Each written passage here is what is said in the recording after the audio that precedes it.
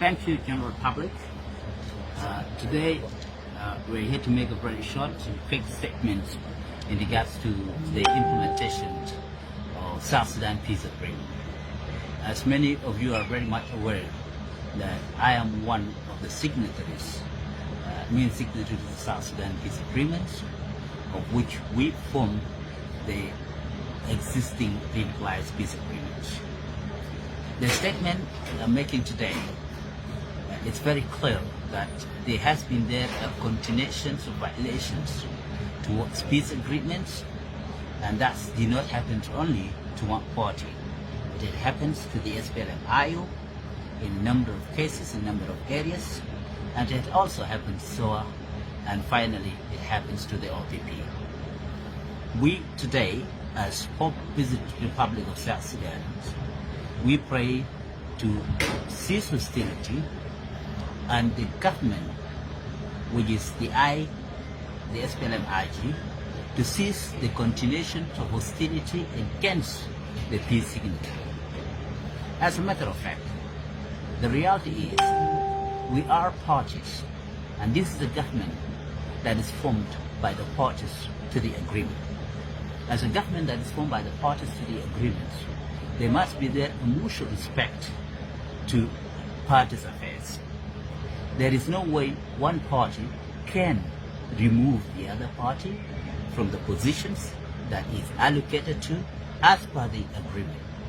Neither there is any reason one of the signatories to the agreement can be removed without his knowledge, without reasons clearly stated to him.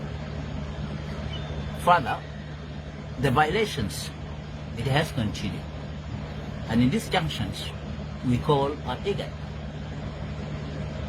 head of states and government, the IGAD Council of Ministers, and the R-TGoNU to immediately address the violations that are continuing. As a government of parties, we must address the continuations of the violations towards the agreements and create a conducive environment that can enable South Sudan to enjoy peace and prosperity. Failure to this, it puts South Sudan in a very vulnerable condition. As we all know, as parties, we had failed to make the transitions, and the transition comes to an end unfairly. Even the roadmap we have signed, which I am also a signatory to the roadmap, it has been violated.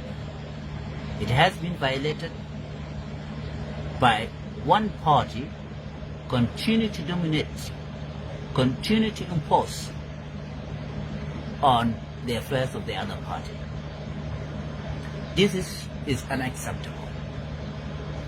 And it is unacceptable the fact that we, whom we pended our signature to, the peace agreements, must work collectively in a collusion manner to ensure peace in South Sudan.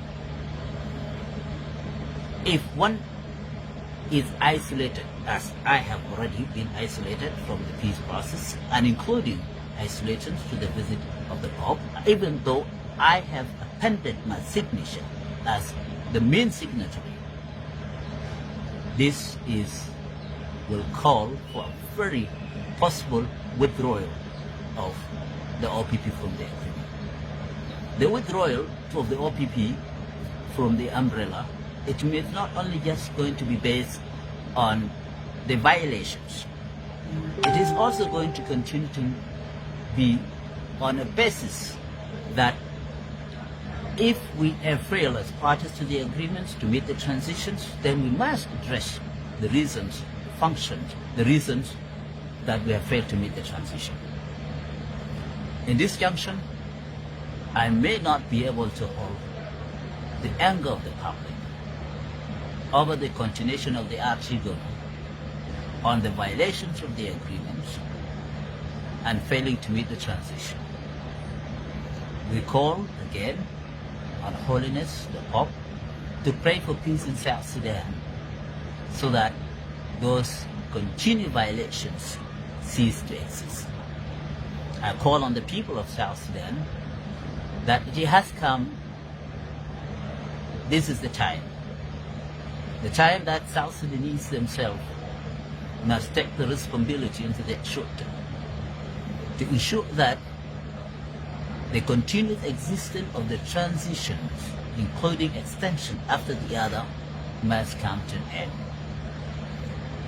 I, Peter Mayen Majongdit, I promise you, the people of the Republic of South Sudan, that the movement I withdraw from the current government, from the current agreement, I will stand by your side as people-centered leader.